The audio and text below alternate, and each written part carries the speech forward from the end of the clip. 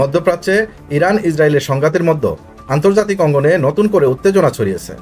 যুক্তরাষ্ট্র ইতিমধ্যে প্রকাশ্য ইসরায়েলের পাশে থাকার ঘোষণা দিয়েছে।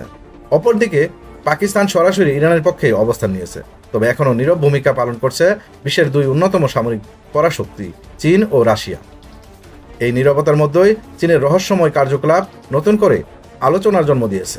ব্রিটিশ সংবাদ মাধ্যম দ্য টেলিগ্রাম এক বিশেষ প্রতিবেদনে দাবি করেছে, ইসরায়েলের ওপর ইরানের পাল্টা হামলার একদিন পর থেকেই চীন থেকে একের পর এক বোয়িং 747 কার্গো বিমান ইরানের দিকে রওনা হয়েছে।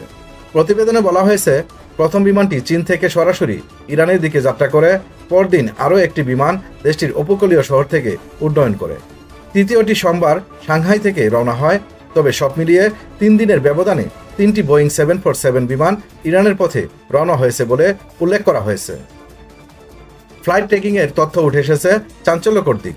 বিমানগুলো উত্তর চীন পেরিয়ে কাজাখস্তান, উজবেকিস্তান এবং তুর্কমেনিস্তান অতিক্রম করে ইরান সীমান্তে পৌঁছার পর হঠাৎই রাডার থেকে অদৃশ্য হয়ে যায়।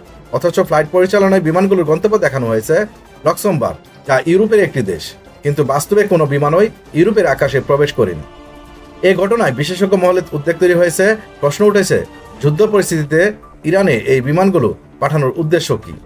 এসব বিমানে কী ধরনের পণ্য পরিবহন করা হয়েছে তা নিয়েও চলছে ব্যাপক জল্পনা। এভিয়েশন বিশেষজ্ঞদের মতে, এই ধরনের বোয়িং 747 বিমান সাধারণত সামরিক সরঞ্জাম পরিবহনে ব্যবহৃত হয়। ফলে ধারণা করা হচ্ছে, চীন হয়তো গোপনে ইরানে সামরিক সহায়তা পাঠাচ্ছে।